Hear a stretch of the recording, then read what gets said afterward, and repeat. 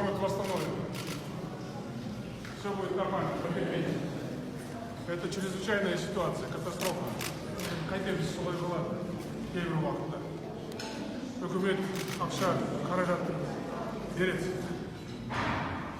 Көмектеседі. Алаңдамаңыз. Бәрі жақсы болады.